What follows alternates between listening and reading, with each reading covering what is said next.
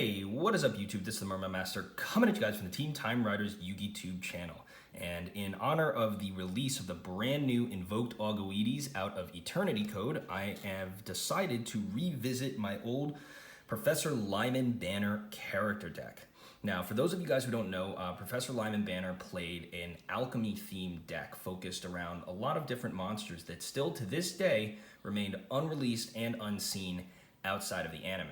So the basic logic as to why you see Invoke stuff in this deck is because the stuff that he does have in here is super weak. And so what I wanted to do was to sort of modernize it in a way that was consistent with his character. And what better way to be consistent to his character than to use Alistair himself, who was the original alchemist, Alistair Crowley, and to use some of the different alchemy experiences that he has. So don't worry, this is not like, gonna be more crazy powerful than all the other deck, but I think that that Professor Banner stuff is so weak that it does justify in some sense running the Invoke stuff in here.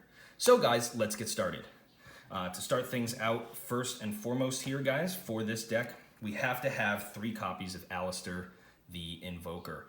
He's the one who searches out your spell card, the invocation that allows you to do all your fusion summons. Very, very good card, and the cornerstone of this deck.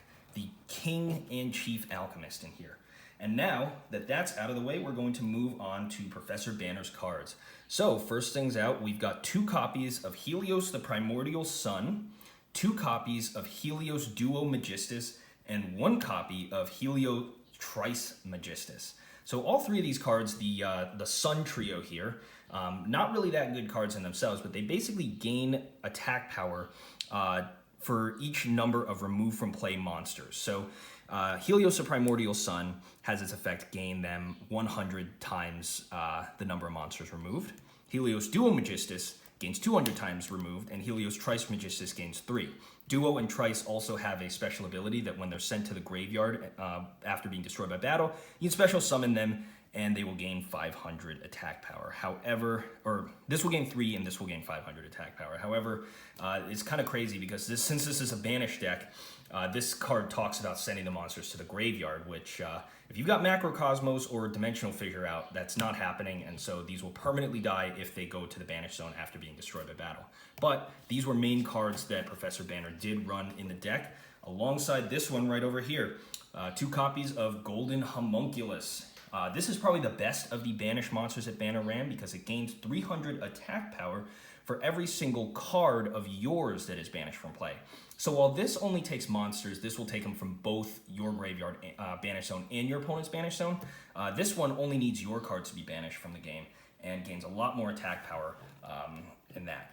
Of course, since those monsters all have low attack and don't have any semi-nomai special conditions, we've decided to add in a single copy of Shining Angel to help pull these guys from the deck, which is really, really cool, especially if it's late in the game and you have a whole bunch of stuff that you need to get going. So now that that is out of the way, those are those monsters.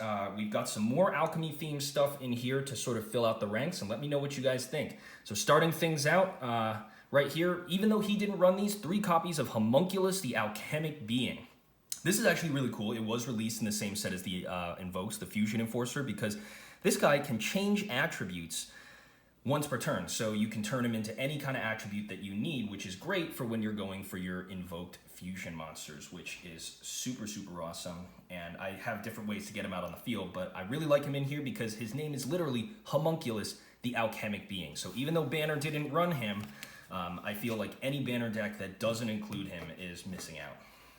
Next card we've got in here are the attribute cards, cards that help us go into specific attribute monsters, excuse me. We've got 1 copy of Slate Warrior to help us go into our Invoked Raijin. We've got 2 copies of Gaia Soul, the Combustible Collective, to go into Invoked Purgatrio. 1 copy of Legendary Jujitsu Master, as well as a singular copy of Kinetic Soldier. This allows us to play into our Invoked Magellanica. And finally, a singular Banisher of the Radiance to close everything out and to sort of keep us on the whole banish aspect of it. That's it for the monsters. Spells are up next. For spell cards, wouldn't be complete without 3 copies of Magical Meltdown. This card actually searches your invoked, Alistair the Invoker out of your deck, and also prevents effects from being activated for your fusion summons. So really good card, and definitely worth it to run in here at 3 copies. Of course, contributing to that is down from 3, only 2 copies of Invocation this time. The reason that I decided to bump it down to 2 was because I was just seeing it way too often. And I feel like the number at 2 here, since it has a self-recycling ability, is just way better for the type of deck that we're trying to build, and really helps us to, be able to take out this card and then put more things that fit with Banner's theme in there. Speaking of things that can help fit with Banner's theme, we've got 3 singular copies here of Double Summon. Now, the reason that I really like Double Summon in this deck is because it allows you, if you're summoning Alistair the Invoker, to right after that be able to summon something like Homunculus the Alchemic Being, whose effect changes attributes only on the field. So you can summon this to the field, change him to a water, and go for Invoked Augoides. So very good card to have in this deck, and definitely helps you with some of your plays. Also helps you get your Helios guys out as well, because you pretty much only want to use your summons on Alistair, so not being able to use them on other things can kind of be a problem. So the double summons work well to allow us to be able to do that. Next cards we have in here, 2 copies of Dark Hole, help clear the board. Very good card. Definitely have to have it in here. And then now moving on to 1-ofs. We've got 1 copy of Light of Redemption, fetches any banished light monster back to your hand at the cost of 800 life points. 1 copy of DDR, Different Dimension Reincarnation. Discard a card from your hand to the graveyard to special summon a banished monster back to the field. This is actually really good because you don't really care for your invocation plays if some of your cards are in your graveyard or on your field or wherever. So the discard in this deck doesn't matter as much as it would at first theme. Next copy, speaking of banished stuff, we've got 1 copy of the Messenger of Peace, or I don't even know what this is called, Soul Release, I believe. Banish any 5 cards from the graveyards from the game. So really good. If you got a bunch of stuff in graveyard, banish it from the game and get that off.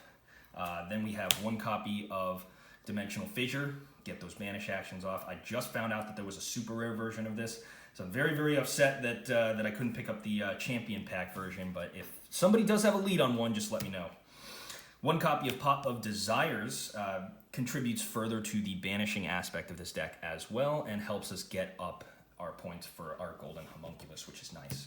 And then finally, a single copy, brand new to the deck, of Grand Convergence. When you control Macrocosmos on the field, you can inflict 300 points of damage to your opponent and then destroy all monsters on the field. Really cool card.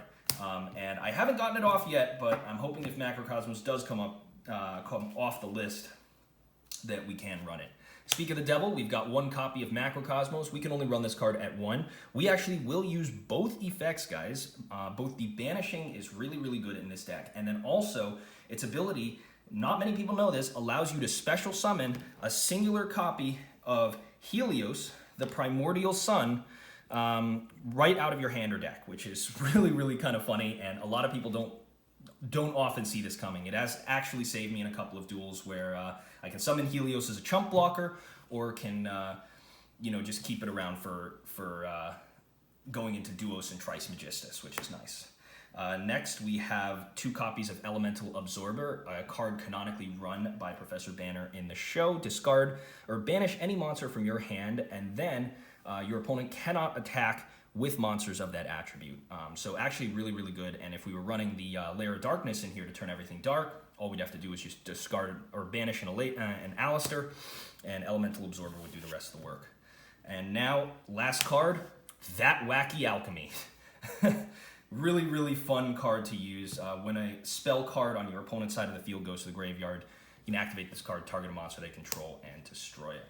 Now that is done, we're going to move on to the extra deck. Starting things out, the one and only Invoked Augoides, brand new out of this set. Basically, it requires an Alistair and any fusion monster, which is nice.